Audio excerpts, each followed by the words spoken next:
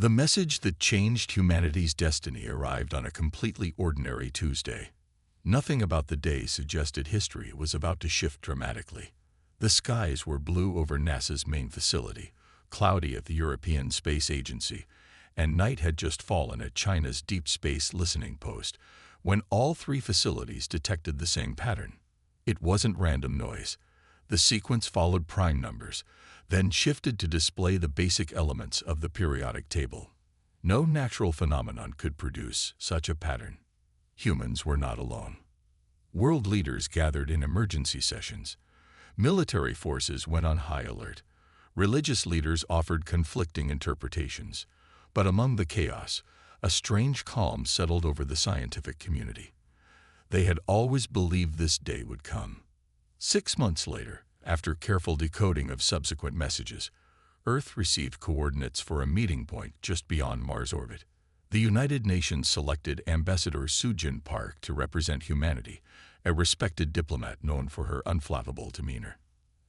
As Park's small ship approached the meeting point, a massive vessel appeared seemingly from nowhere. It dwarfed humanity's craft like a cruise ship beside a rowboat. The sleek, pearlescent hull seemed to shift colors as it moved, suggesting technology far beyond human understanding. Park boarded with a small team of scientists and security personnel. Inside, they were greeted by beings that looked almost human but not quite, taller, with slightly larger eyes and skin tones in subtle shades of blue and green. They called themselves the Mediators, representing the Galactic Confederation. "We have observed your transmissions for decades," the lead mediator explained. "The Confederation wishes to formally acknowledge your species." 1 month later, after extensive briefings and preparation, Park stood in the Great Assembly Hall of the Galactic Confederation. The vast chamber stretched higher than her eyes could follow, with delegates from 32 spacefaring civilizations arranged in tiered seating. Some appeared roughly humanoid, others were utterly alien. Floating gas clouds contained in force fields, crystalline structures that pulsed with inner light, and beings that seemed to shift between solid and liquid states. Park wore a simple but elegant blue suit, chosen to project professionalism rather than intimidate with military-style decorations or confuse with cultural symbolism no alien would understand. Her hands trembled slightly, but her voice remained steady. "On behalf of Earth, I thank the Confederation for this historic opportunity," she began. "Humans are eager to join your community of worlds. We have much to learn, but also much to offer." A strange sound rippled through the chamber, a mixture of clicks, hums, and tones that the translation device in Park's ear rendered as laughter. She maintained her diplomatic smile, though confusion flickered in her eyes. The Arcturian delegate, identified as Speaker Kim, moved forward. Unlike the mediators, Arcturians looked nothing like humans. Their bodies resembled polished obsidian sculptures with faceted surfaces that reflected light in mesmerizing patterns. When they spoke, the central mass vibrated slightly. "Your optimism is charming," Speaker Kim said, his translated voice containing an unmistakable tone of condescension. "But let us be direct. Your species still fights wars over resources and beliefs on a single planet. Your atmosphere fills with pollutants daily. You've barely mastered rudimentary space travel, achieving nothing more than visiting your own moon and sending primitive probes into your solar system." Park stood her ground. "Every species begins somewhere, Speaker Kim. We learn quickly, perhaps in a few centuries," called out another delegate, a floating collection of tentacles and eyes that Park's briefing identified as a representative of the Rigelian League. This comment triggered another wave of translated laughter. For 3 hours, Park presented humanity's case: our art, science, philosophy, and potential. With each point, the delegates found new reasons to dismiss Earth. Human mathematics was simplistic. Earth's biodiversity was unremarkable compared to worlds engineered over millennia.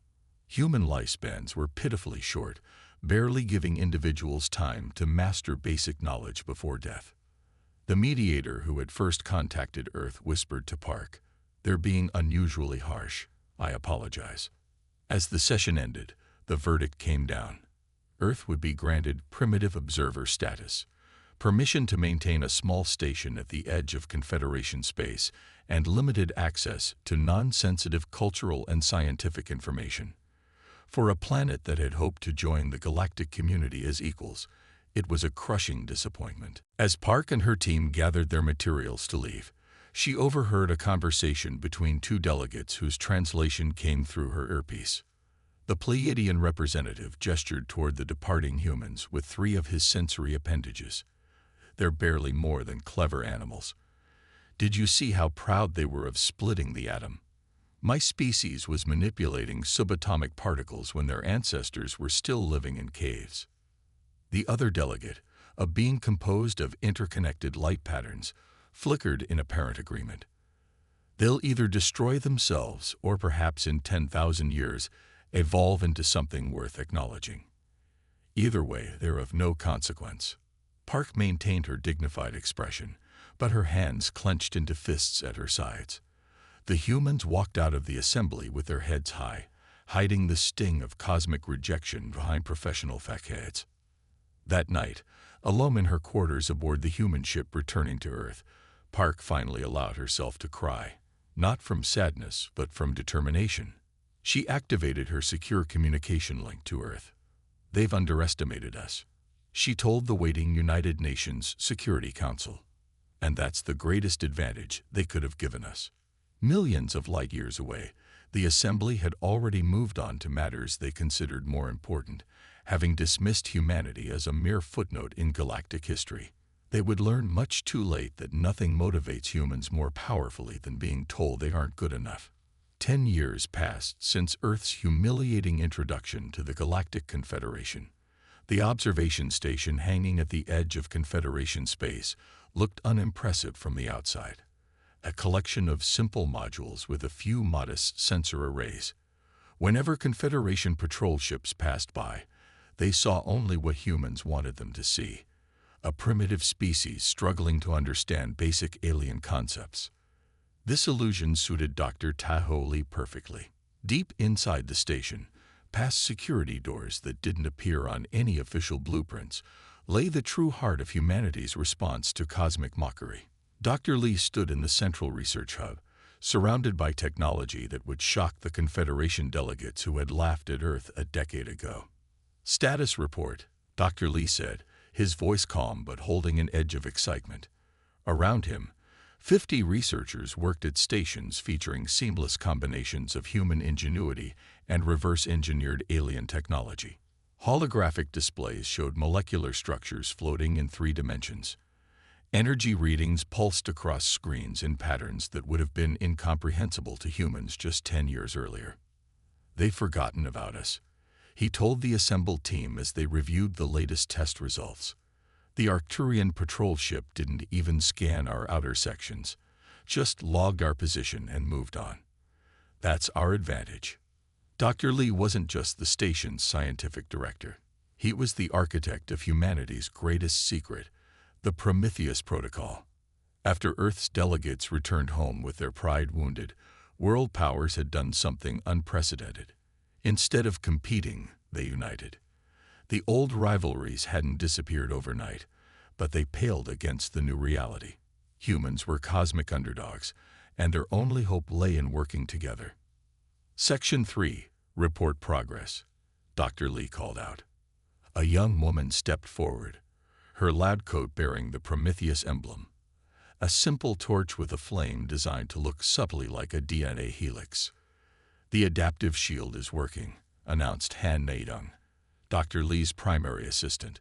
"It's incorporating the principles of cellular regeneration we observed in the Nexian medical technology." On the main display, they watched as an energy field absorbed a powerful blast.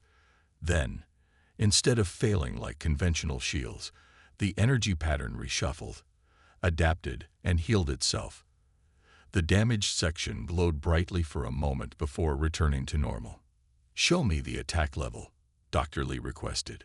"Level 7, Han replied with a small smile. "Equivalent to Confederation medium destroyer weapons." A murmur of appreciation ran through the room. Level 7 was 3 times more powerful than anything they'd achieved 6 months ago. Dr. Lee nodded, watching as the energy field repaired itself after another simulated attack. They think linear progress is the only path. They don't understand adaptation and improvisation. This was humanity's secret advantage. The Confederation species had evolved over millions of years of relative stability. Their technology developed methodically, building on established principles. But humans had evolved on a planet of constant change and challenge. Ice ages, shifting continents, rapidly mutating diseases, and competitors for every ecological niche. What the Nexians use for healing wounded tissue, we've adapted for energy systems, Dr. Lee explained to a group of new staff members. What the Arcturians use for long-distance communication, we've modified for sensor technology. We don't just copy, we blend, adapt, and improve. The observation post was just one node in humanity's covert renaissance. 300 kilometers away, hidden inside an asteroid's hollow core, engineers tested drive systems that combined principles from 4 different alien technologies. In underground facilities on Earth, scientists had made breakthroughs in materials science that even the Confederation's most advanced species hadn't achieved. Meanwhile, unmarked human ships quietly explored regions the Confederation had deemed worthless, finding resources and establishing small outposts beyond monitoring range. The regions had been labeled high radiation, minimal resources in Confederation charts, but humans had discovered these assessments were based on the needs and sensitivities of the dominant species, not universal truths. Director, incoming transmission from Outpost Theta, called one of the communications specialists. Dr. Lee moved to the secure terminal as the screen activated to show a woman in a simple uniform, dust covering one side of her face. "We've found it," she said without preamble. "Exactly where the geological models predicted. A vein of element TX-7 almost 2 kilometers long." Dr. Lee felt his pulse quicken. TX-7 was the key component in the most advanced Confederation power systems, rare, difficult to synthesize, and jealously controlled by the senior Confederation members. The Arcturians had explicitly denied Earth access to even small samples for research purposes. "Excellent work, Commander Jin. Begin extraction immediately. Keep signatures minimal." When the call ended, Dr. Lee turned to his team. "We now have every material component needed for Phase 2. The people around him understood the significance. Phase 1 had been learning and adapting. Phase 2 would be implementation on a scale that couldn't be hidden. The moment when humanity would reveal they weren't the simple, slow-learning species the Confederation believed them to be. Later that night, Dr. Lee stood alone at the observation window, looking out at the stars. Somewhere out there, 32 advanced species went about their business, their delegates occasionally making jokes about the primitive humans struggling to understand basic concepts at their little observation post. "Laugh while you can," he whispered to the distant stars. "You have no idea what's coming." The plague began on Nexus Prime, the bustling trade hub of the Galactic Confederation. At first, medical authorities thought it was just another seasonal illness, something that would run its course and fade away. But within days, the hospital beds were full. Within a week, they were setting up emergency care centers in public buildings. By the end of the month, the dead were being processed in converted cargo facilities because the normal systems couldn't handle the volume. And Nexus Prime was just the beginning. The disease jumped between species that had never shared illnesses before. It moved from the bird-like Avarians to the crystalline silicoids, then to the gaseous nebulans, 3 biologies with nothing in common. Scientists were baffled. The standard containment protocols failed. In the second month, 17 Confederation worlds reported outbreaks. The death toll passed 50 million. "It adapts," reported the chief medical officer of the Arcturian homeworld. "Every time we develop a treatment, the pathogen changes to resist it within days." The disease didn't just evolve quickly. It seemed to anticipate countermeasures. When doctors deployed nanite treatments, The virus developed protein shells that trapped and disabled the nanites. When they tried energy-based therapies, the pathogen's molecular structure shifted to absorb and redirect the energy. The Galactic Confederation, which had stood united for 20,000 years, began to fracture under the pressure. Border stations turned away refugee ships. Trade collapsed. Communication channels filled with accusations. At the emergency assembly meeting, the great hall that had once humiliated Ambassador Park was now filled with frightened delegates. Many attended via hologram, fearing physical proximity even with representatives of their own species. The once orderly gathering had descended into something closer to a street brawl. "The Denibians engineered this," shouted the Regelian ambassador. "They've always wanted access to our quantum crystal deposits." "Absurd," the Denibian delegate shot back. "Our people are dying too. This is clearly Syrian biowarfare. They've been testing illegal weapons for centuries." Speaker Kim, the Arcturian who had once dismissed humanity so casually, struggled to maintain order. His crystalline form, once gleaming and commanding, now seemed dulled with exhaustion. "We must remain united," he began. "United," interrupted the Pleiadian representative. "Half the planets in this assembly have closed their borders already. The Confederation is falling apart." In the back of the chamber, Ambassador Sujin Park sat quietly. Earth's status hadn't changed in the decade since her first appearance. They remained primitive observers, invited to witness but not participate. She had come to every assembly session for 10 years, patiently absorbing information, quietly building relationships with lower-level officials from various worlds. Park touched the small communication device in her ear. "Is everything ready?" she asked softly. "Yes, Ambassador," came the voice of Dr. Lee. "The teams are standing by. The treatment protocols have been loaded." Park nodded to herself, then pressed a button on her console. A piercing feedback tone cut through the chaos, causing several delegates to cover their hearing organs in pain or surprise. "Earth offers assistance," she stated simply. For a moment, the chamber fell silent. Then, a ripple of what the translator rendered as laughter, though it held more hysteria than humor. The Denibian representative, a tall being with scale-like skin in swirling patterns of blue and green, pointed a slender finger at Park. "What could primitives know of advanced molecular medicine?" he scoffed. "You can barely treat your own primitive diseases. You still use chemical antibiotics." Park stood, her posture perfect, her expression calm despite the insult. "More than you might think," she replied evenly. "Our planet's history is filled with diseases that rapidly evolve. We've developed unique approaches to combat such threats. For centuries, we've battled illnesses that adapt and change, from influenza to tuberculosis to HIV. Adaptation isn't new to us. It's in our history and in our blood." "Empty claims," the Denibian said, but with less conviction. "Not claims. Facts." Park tapped her console, and data streamed to the main display. "These are preliminary analysis results from samples we obtained through third-party medical contacts. Our scientists identified the pattern 3 weeks ago. The pathogen doesn't just evolve randomly, it's directional. It learns." The data scrolling across the screen showed complex molecular structures shifting in response to different treatments, not in the chaotic way of normal mutation, but with a strange, almost purposeful pattern. "What does this matter?" asked the Syrian delegate.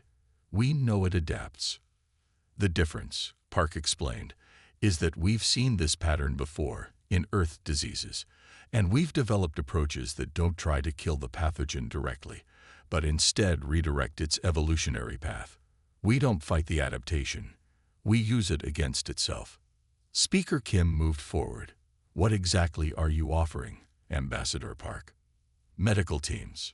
Treatments. A different approach." She paused. "No charge, no political conditions. Just help." The chamber erupted in debate. Many delegates rejected the idea immediately. Accepting help from primitives was unthinkable. Others, especially those from worlds hardest hit by the plague, argued for trying anything that might work. In the end, desperation overcame pride. 3 days later, the first Earth medical ships departed. Each carried doctors, researchers, and treatment modules designed by Dr. Lee's team. The technology inside those modules would have shocked the Confederation delegates, a seamless blend of human medical knowledge with adapted alien concepts. The reverse-engineered Nexian cellular regeneration technology, which the humans had transformed into shield systems, had been readapted into medical applications that its original creators had never imagined. As the Earth ships approached the Arcturian homeworld, once the seat of power that had dismissed humanity, now the desperate epicenter of the plague, Dr. Jin Ho Kang prepared his team. "Remember, they still think we're primitives," he told the assembled medical staff. "So let's show them how primitives solve impossible problems." "Impossible," muttered the Arcturian medical director as he reviewed the data displayed on the floating screen before him. His crystalline form pulsed with confusion. "The infection rate has dropped 60% in just 8 days. Dr. Minji Song, head of the human medical team, allowed herself a small smile. After 3 weeks of working 18-hour days in the Arcturian capital's main medical facility, this was the first real sign their approach was working. The weight of billions of lives had pressed down on her team's shoulders since they arrived. Now, finally, they could breathe a little easier. "Not impossible, just a different approach," she explained, pointing to the charts. "You fought the pathogen directly. We created a system that adapts faster than the disease can." The Arcturian director moved closer to the display, his movements stiff with lingering disbelief. "Explain this." "Adaptation system again." Dr. Song nodded to her colleague, Dr. Taiwan Park, who projected a 3-dimensional model in the air between them. "Traditional medicine tries to kill the pathogen," Dr. Park explained. "Our approach is different. We use programmable nanites that don't attack the disease directly. Instead, they create an evolutionary pressure that forces the pathogen to evolve in a specific direction, toward forms that are actually less harmful. You guide its evolution." The Arcturian's voice contained a note of wonder. "Rather than trying to destroy it." "Exactly," Dr. Song confirmed. "On Earth, we learned this lesson the hard way. When you attack a rapidly evolving pathogen head-on, you often create stronger versions. But if you understand its adaptive pathways, you can nudge it toward becoming something benign." The approach was working not just on the Arcturian homeworld, but across the Confederation. On Deneb Prime, the death rate had fallen by 70%. On the Pleiadian colony worlds, new infections had dropped to near zero. The human medical teams, once objects of derision, now commanded respect as the plague receded. Dr. Jin Ho Kang, leading the effort on Rigel IV, found himself suddenly being consulted on matters beyond the plague. "Your approach to molecular manipulation is unorthodox," the Rigelian science minister admitted during a late-night strategy session, "but undeniably effective. Perhaps you could look at some other research problems we've been struggling with." The human approach, combining technologies in ways the more specialized alien scientists had never considered, proved devastatingly effective not just against the plague, but in multiple fields. Human engineers suggested simple solutions to complex problems. Human physicists proposed theoretical models that bridged gaps between competing alien scientific traditions. 1 month after the first treatments began, with the plague clearly in retreat, the Galactic Confederation called a special assembly. Unlike the emergency session where Ambassador Park had first offered help, this meeting had a very different tone.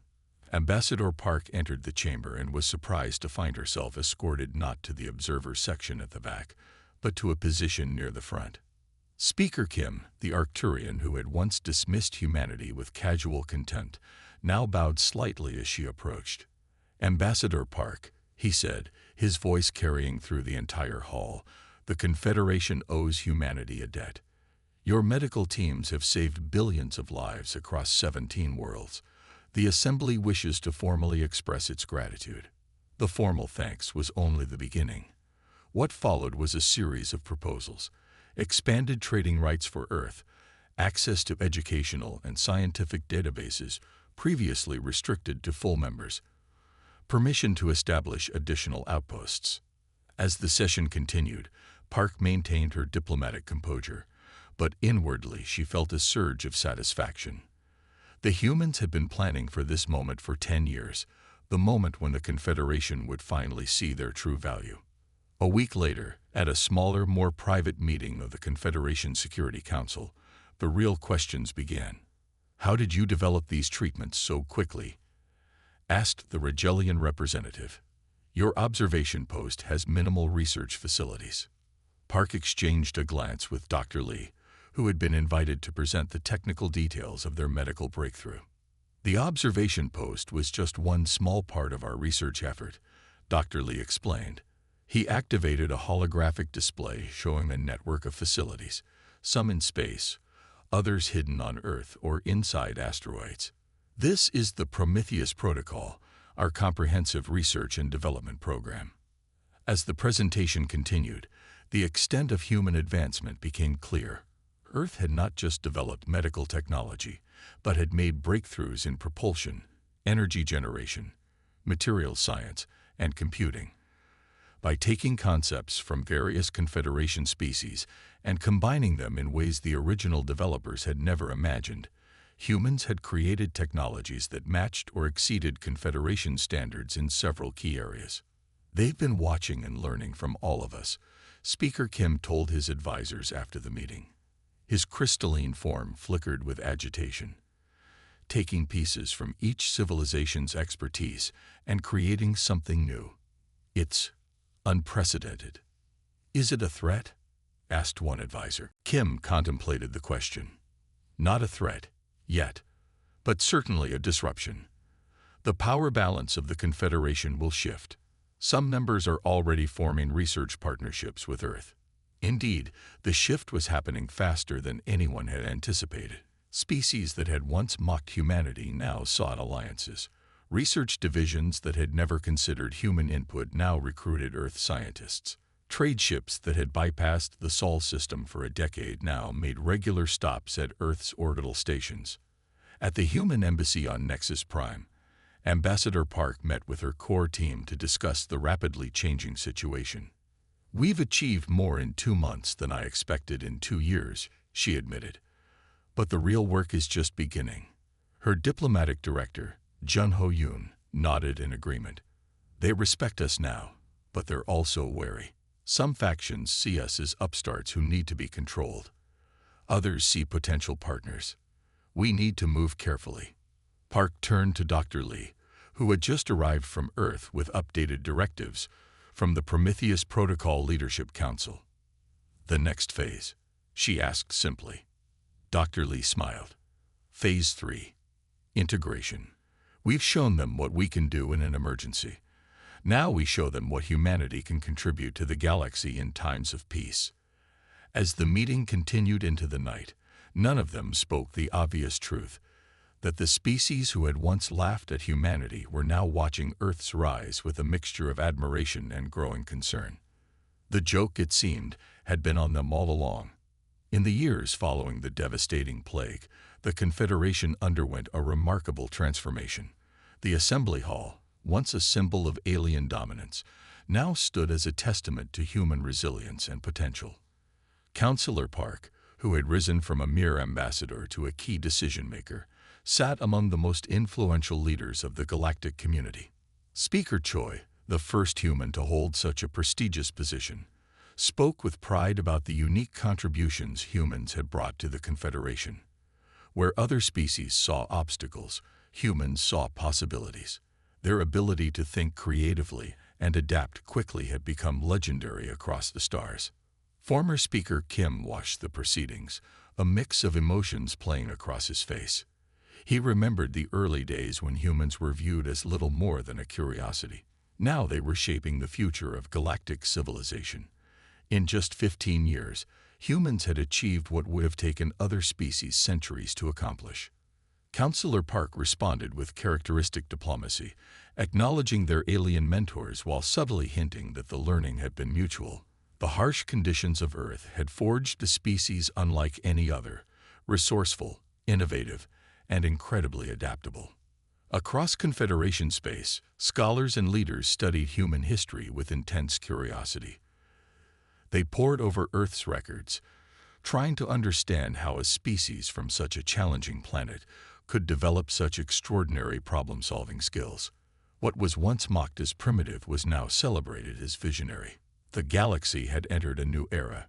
Earth was no longer seen as a conquered world, but as a catalyst for unprecedented innovation and cooperation. Humans had transformed from the lowest-ranked species to a driving force of progress and change. In a secure archive, a single recording was carefully preserved, the original assembly meeting where alien representatives had laughed at humanity's perceived weakness. It remained a powerful reminder of how quickly fortunes could shift in a universe full of unexpected turns. The story of humanity's rise was not just about survival, but about the power of perspective. They had taken their greatest challenge, near extinction, and turned it into their most significant strength. Where others saw limits, humans saw opportunities. Where others specialized, humans synthesized. As the Confederation moved forward, the human spirit of determination and creativity continued to inspire. They had proven that potential could emerge from the most unlikely places, that adversity could be the greatest teacher, and that true progress came from understanding and working together.